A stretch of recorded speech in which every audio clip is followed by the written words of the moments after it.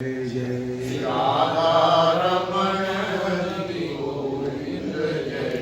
बोल वृंदावन बिहारी लाल की जय। ओम नमो भगवते पुराण पुरुषोत्तमाय। ओम जयति पराशर सूनु सत्यवती हृदय नंदनो व्यासो यस्यास्य कमलगल्तम वाग्मय ममतम जगत्पेवती विश्वसर्ग विसर्गादि नवलक्षण लक्षतम श्रीकृष्णाक्षम परम धाम जगद्धाम नमामि तत्। हृदयस्य प्रेरणया प्रवर्तितो हम बराकुरूपोऽपि तस्य हरेः पदकमलं वन्दे श्री चैतन्यदेवस्य। वन्देऽहं श्रीगुरो श्रीयुतपदकमलं श्रीगुरून् वैष्णवांश्च श्रीरूपं साग्रजातं सहगण रघुनाथान्वितं तं सजीवं साद्वैतं सावधूतं परिजनसहितं श्रीकृष्ण चैतन्य देवं श्री राधा कृष्ण पादान् सहगण ललिता श्री विशाखान्वितांश्च अनर्पितचरीं चरा करुणयावतीर्न कलौ समर्पयतमुन्नतोज्ज्वल रसां स्वभक्तिश्रियं हरिपुरट सुंदर द्वितिकदम्ब संदीप्तः सदा हृदय कंदरे स्फुरतोश्चीनन्दनः जयतां सुरतौ पंगो मंदमतिर्गति मत्सर्वस्वपदां भुजौ श्री राधा मदन मोहनौ दिव्यवृंदारण्यकल्पद्रुमाध श्रीमद्रत्नागार रत्नसिंहासनस्थौ श्रीमद्राधा श्रीगोविंददेवौ प्रेष्ठादिभिस्सेव्यमानो स्मरामि श्रीमान् रासरसारम्भी वंशीवत्तटस्थिता कर्षणवेणुस्वनैर्गोपी गोपीनाथ श्रियोस्तुनः नारायणं नमस्कृत्य नरं चैव नरोत्तमं देवीं सरस्वतीं व्यासं ततो जयमुदीरयेत्। वाञ्छाकल्पतरुभ्यश्च कृपा सिन्धुभ्य एव च पतितानां पावनेभ्यो वैष्णवेभ्यो नमो नमः। हे श्री सनातन प्रभो करुणाम्बुराशे हे रूप दुर्गत जनैक दयावलोको हे भट्टयुग्म सुमते रघुनाथ दासो श्री जीव में कुरु मंदमते दयाम्द्रा तुलसी काननम यत्र यत्र पद्मवनानि च पुराण पठनम यत्र तत्र सन्निहितो हरि। बोलो श्री वृंदावन बिहारी लाल की जय।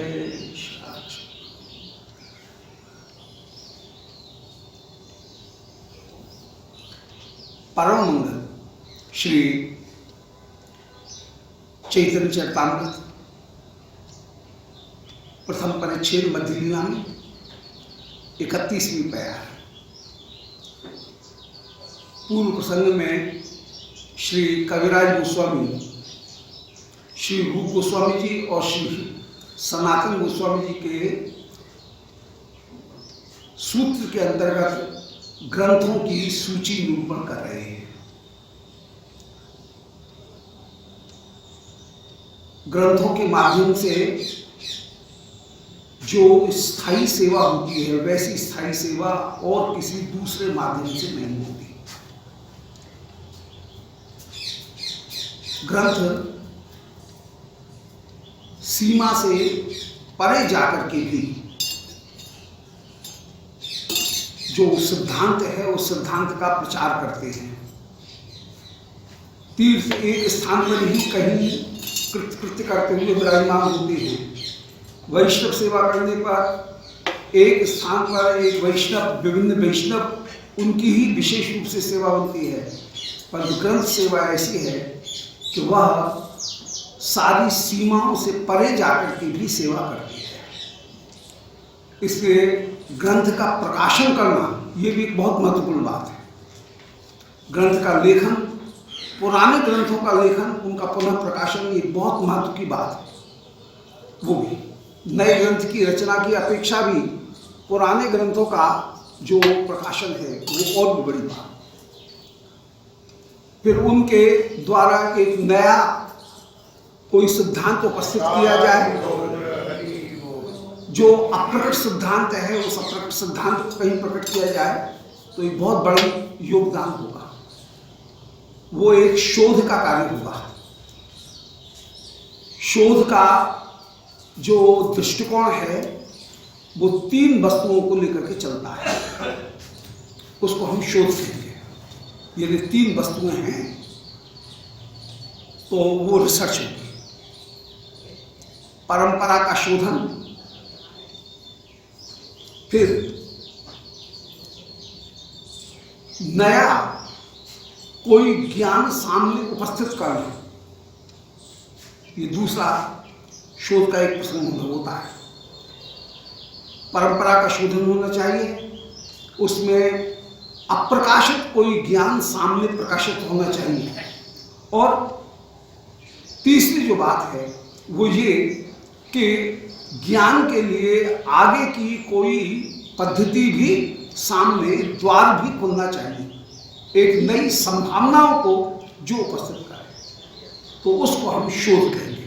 शोध के ये 3 विशेष पक्ष हैं। और श्री विशेष रूप से कहा जा सकता है कि श्री रूप सनातन के ग्रंथ विशेष रूप से शोध की इन 3 बिंदुओं को छूते हुए, 3 मार्गों को प्रकाशित करते हुए विराजमान हुए। पूरी की पूरी वैष्णव जो परंपरा है, उस वैष्णव परंपरा का उपयोग किया गया। वैष्णव परंपरा का उपयोग करते हुए जो सिद्धांत कहीं अभी प्रकाशित नहीं थे, उन सिद्धांतों को कहीं प्रकाशित किया। शास्त्र में बिखरे पड़े थे परंतु उनको हाईलाइट नहीं किया गया था, उनको प्रकाशित किया गया। और प्रकाशित करने के बाद में फिर साधन के क्षेत्र में और साहित्य के क्षेत्र में नई नई संभावनाओं को भी प्रकट किया गया। तो संभावना, नया प्रकाशन और परंपरा का शोधन, इतिहास शोधन, ये 3 वस्तुओं की दृष्टि यदि है तो उसको हम शोध दृष्टि कहेंगे। अन्यथा वो ज्ञान वर्धक तो है ही। कोई भी चीज को हम पढ़ रहे हैं तो उसके द्वारा ज्ञान का वर्धन तो हो ही रहा है। तो विशेष रूप से श्री रूप गोस्वामी जी के और श्री सनातन गोस्वामी जी के जो काव्य हैं, वे इसलिए और भी ज्यादा महत्वपूर्ण हैं कि उन्होंने शास्त्र की उस परंपरा को अपनाते हुए उस शास्त्रों के भयंकर विशाल जंगल में, उस अरण्य में से चुन करके अपनी वस्तुओं को उपस्थित किया, उनको प्रकाशित किया और प्रकाशित करके नई संभावनाओं को भी सामने उपस्थित किया।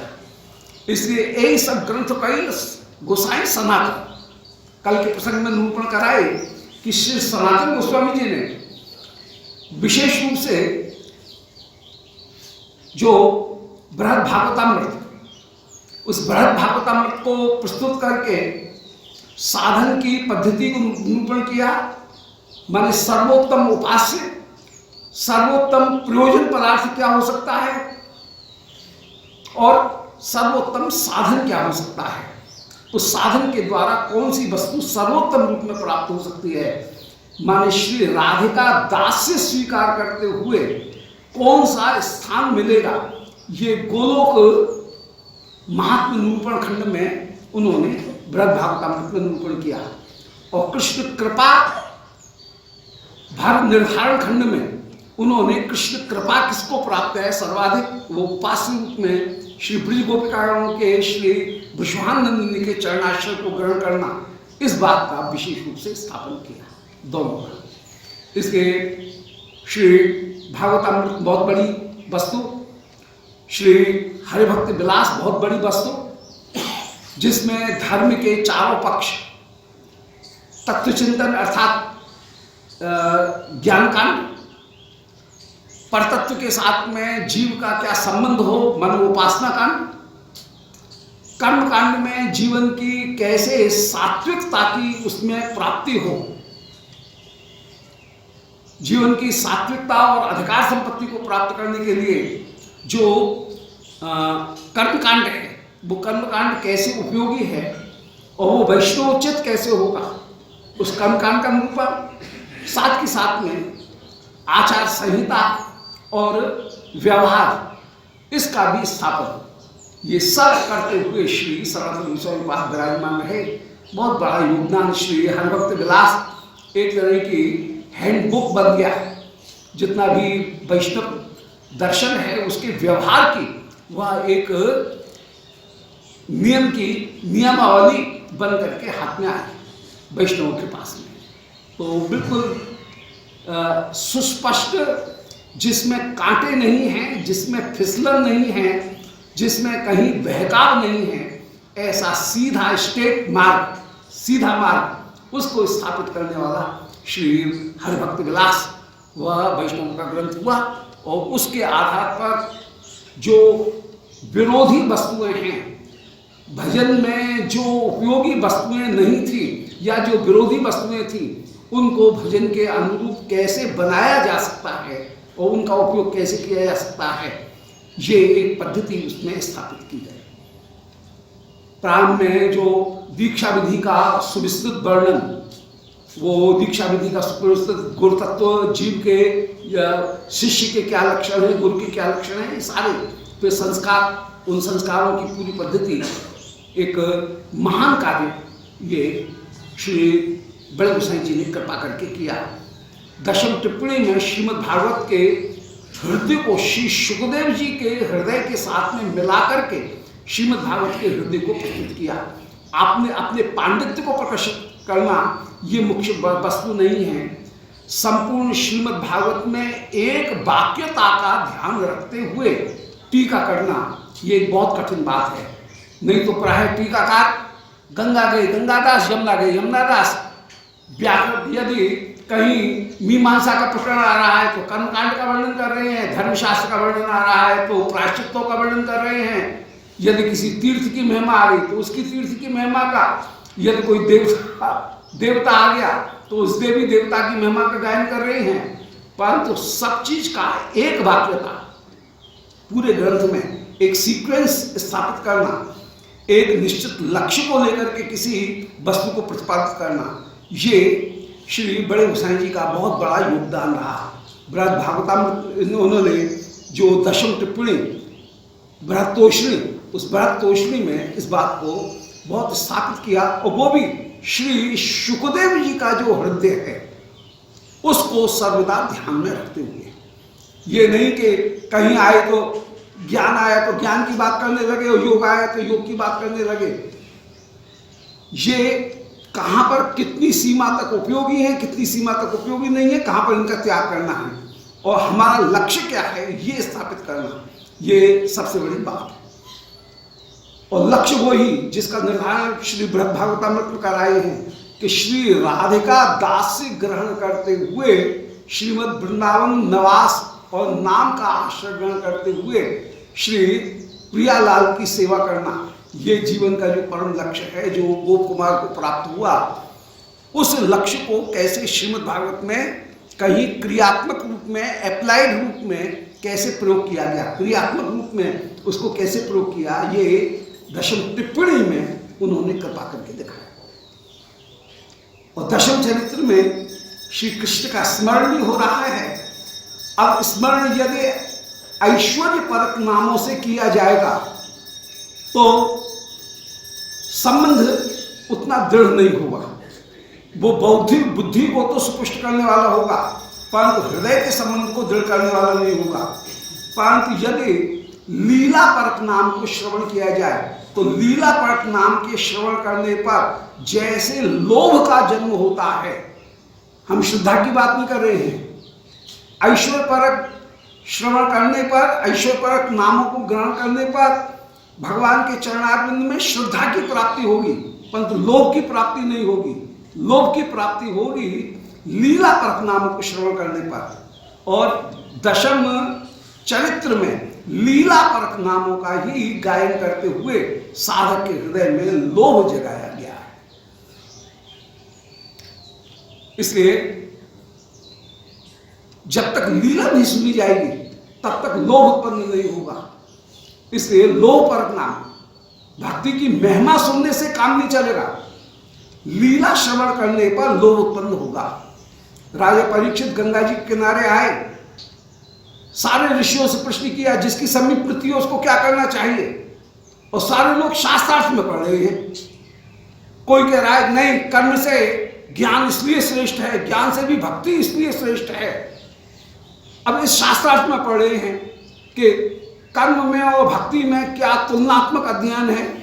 अब कथा कोई नहीं सुना रहा है, परीक्षित घबरा रहे हैं, बोले ये लोग शास्त्रार्थ में पढ़े हुए, मुझे शास्त्रार्थ से क्या क्या करना, एक बार समझ लिया हाँ भक्ति सर्वश्रेष्ठ है, बात खत्म हुई। अब तुम उस भक्ति के पुंखानुपुंख तर्कों को देकर के और उनमें हेतुआभास का प्रयोग करते हुए भक्ति क्यों श्रेष्ठ है इस दर्शन में पड़े हो, उस प्रक्रिया को समझने की जरूरत नहीं है। पहले लोभ तो उत्पन्न हो, फिर लोभ उत्पन्न हो जाएगा, तब एक बार प्रक्रिया समझ ले। परंतु प्रक्रिया से कुछ नहीं होगा, लोभ जो है उसके द्वारा साधन करने से आगे प्रवृत्ति की प्राप्ति होगी। इसलिए श्री लोभ को प्राप्त करने के लिए श्री बड़े गोसाई जी ने दशम चरित्र इनके चरित्रों को लिखा। ये सब ग्रंथ कई श्री गोसाई सनातन गोस्वामी जी ने इनको इन सारे ग्रंथों को कहा। ये सनातन शब्द बड़ा मार्मिक है और केवल एक संकेत मात्र करेंगे कि श्री रूप गोस्वामी जी जहां सनातन गोस्वामी जी की वंदना करते हैं वहां पर ऐसे विशेषण देते हैं कि वे सारे विशेषण कृष्ण में भी संगत हो जाते हैं। सनातनात्मा हरि जयति, अब वो हरि भी सनातनात्मा है और सनातन गोस्वामी उनसे परम प्रिय करने वाले, ये अर्थ भी कहीं प्रकट हो रहा है। तो श्री रूप गोस्वामी जी के पूरे काव्य में जहां भी सनातन गोस्वामी जी की वंदना है वो सनातन और श्री कृष्ण दोनों एक करके, गुरु गौ गोविंद दोनों को एक करके ही उन्होंने स्थापित किया। तो सनातन होकर के श्री कृष्ण ही मानो विराजमान है, गुरुदेव के रूप में कृष्ण ही मेरे ऊपर कृपा करते हुए विराजमान है। अब रूप गोसाई कैल यथ के करे गणन, श्री रूप गोस्वामी जी ने जो ग्रंथ किए उनकी कौन गणना भी कर सकता है। मैंने गणना भी करना, अनेक अनेक ग्रंथ हैं छोटे छोटे, उनको कौन गणन कर सकता है।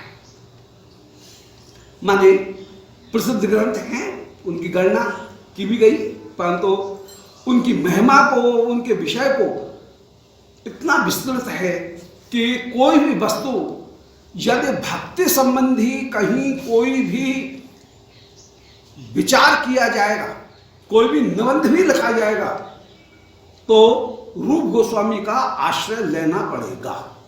जितनी भी भक्ति संबंधी थीसिस हैं, जितने भी शोध ग्रंथ हैं, वे कहीं न कहीं भक्ति श्री रूप गोस्वामी जी पर ही आधारित रहे। भक्त रसामृत सिंधु को छुए बिना भक्ति का विवेचन नहीं किया जा सकता है, ये एक स्वीकृत सिद्धांत है कि जितना परिपूर्ण विवेचन भक्ति के सभी अंगों को छूते हुए एक क्रमबद्ध रूप में, सोपानबद्ध रूप में जैसा वर्णन श्री भक्त रसामृत सिंधु के द्वारा भक्ति सिद्धांत का स्थापन किया गया, वैसा अन्यत्र कहीं भी प्राप्त नहीं होता है।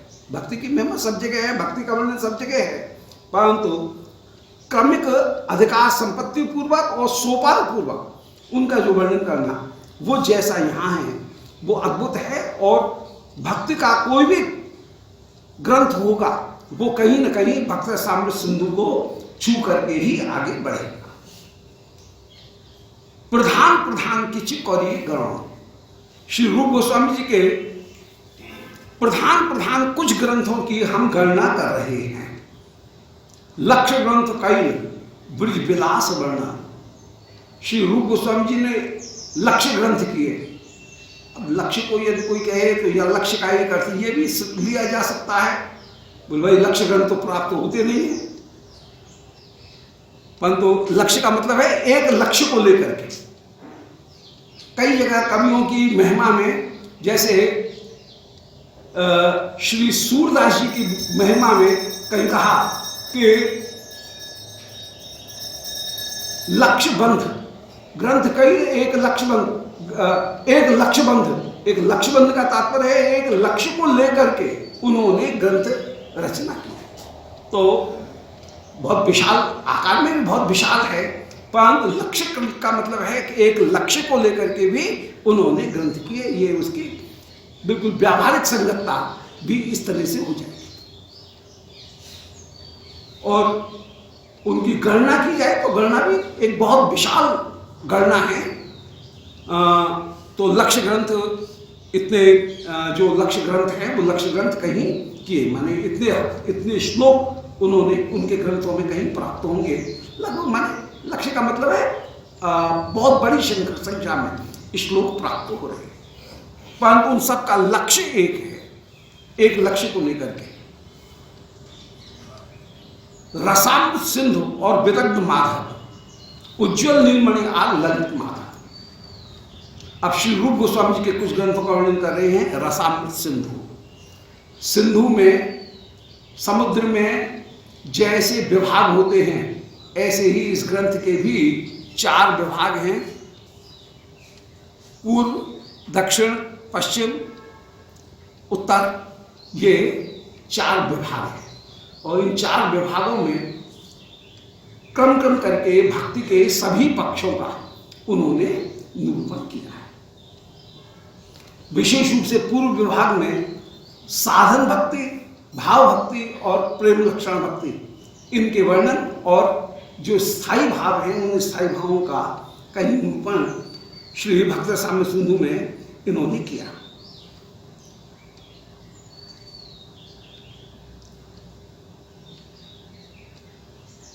भक्ति में सामान्य भक्ति लक्षण जैसे श्री रूप गोस्वामी ने वर्णन किए, वो भक्ति की परिभाषा वास्तव में जितनी मधुर है, ऐसी भक्ति की परिभाषा कहीं दूसरी जगह प्राप्त नहीं होती। परिभाषा उसे कहेंगे जो अतिव्याप्ति, अव्याप्ति और असंभव, इन तीनों से मुक्त होकर के जो असाधारण धर्म का कथन कर दे, उसका नाम लक्षण है।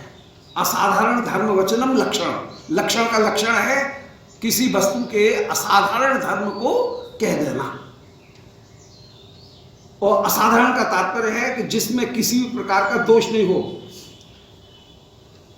अतिव्याप्ति, अव्याप्ति और असंभव, ये तीनों दोष जिसमें नहीं हो।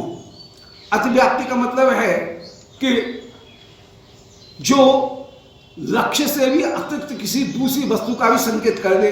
बोल मनुष्य किसको कहते हैं? जो सांस लेता है। अभी कोई परिभाषा हुई क्या? सांस तो जाने कितने लेते हैं, तो ये अतिव्याप्ति हो जाएगी।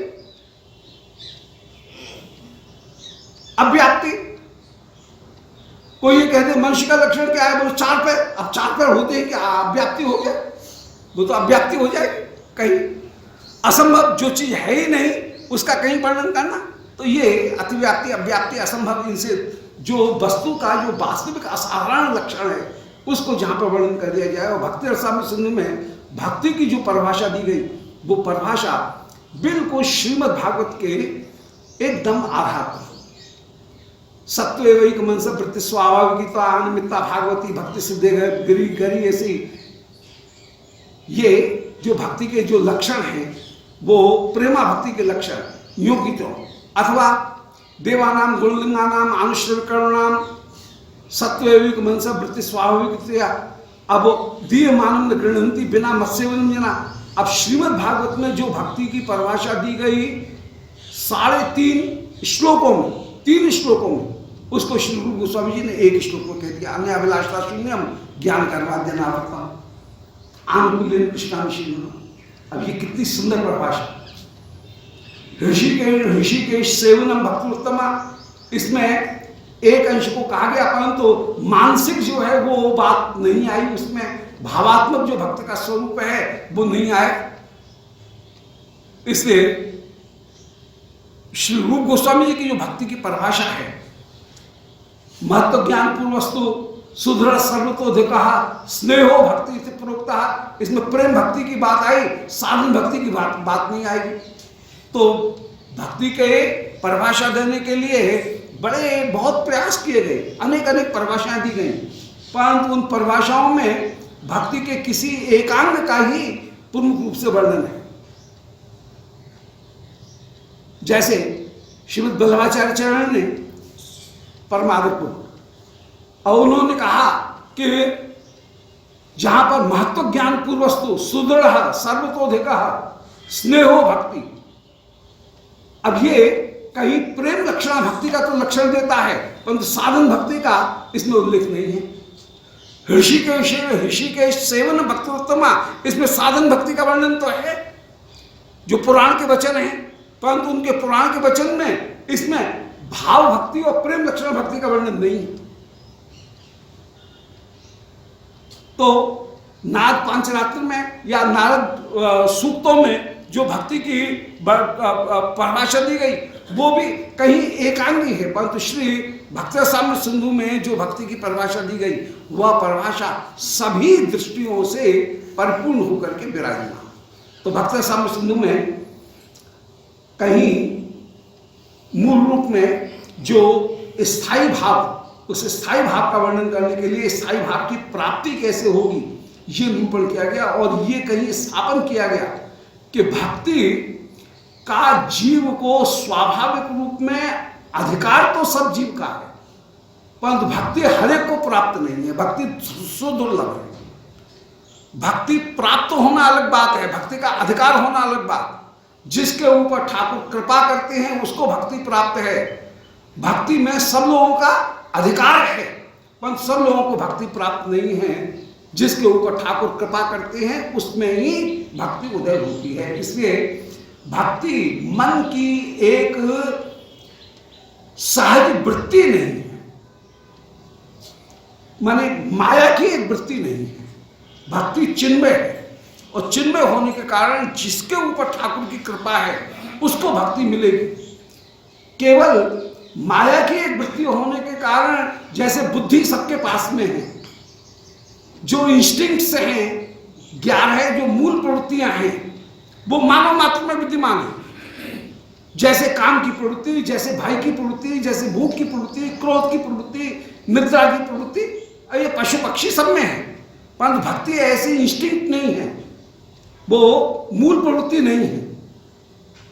भक्ति सर्वदा सर्वदा कृपा के द्वारा प्राप्त होने वाली ही प्रवृत्ति है। इसलिए हरेक में भक्ति नहीं है। और फिर ये स्पष्ट रूप से कहा कि ज्ञान तत्सुलभा मुक्ति ही भुक्ति यज्ञादि पुण्यतः सेम साधन सहस्त्र हरि भक्ति सुदुर्लभ। हरि भक्ति सुदुर्लभ है, वो केवल कृपा के द्वारा प्राप्त है। जिसके ऊपर कृपा होगी, जो शरणागति ग्रहण करेगा, उसके हृदय में भक्ति का बीज प्रकट होगा। भ्रमण करते करते कोई कोई भाग्यवान जन गुरु कृष्ण की कृपा से प्रेम लता बीज को प्राप्त करता है। इसका मतलब हरेक को प्राप्त नहीं है। भ्रमित केवल भाग्यवान जीव, कोई भाग्यवान जीव भक्ति लता बीज को प्राप्त करता है। इसका मतलब है वो इंस्टिंक्ट नहीं है, वो कृपा के द्वारा प्राप्त होने वाली आरोपित एक वस्तु है। अधिकार भक्ति में योग्यता सबकी है, अधिकार सबका है, परंतु प्राप्त हरेक को नहीं।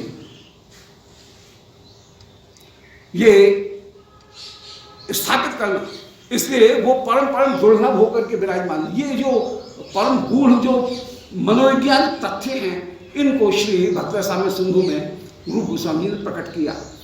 और कैसे भगवत भक्ति फिर कृष्ण इत्यादि का नाम सुनकर के, उनका रूप दर्शन करके भक्ति के हृदय में कैसे प्रकाशित होती है।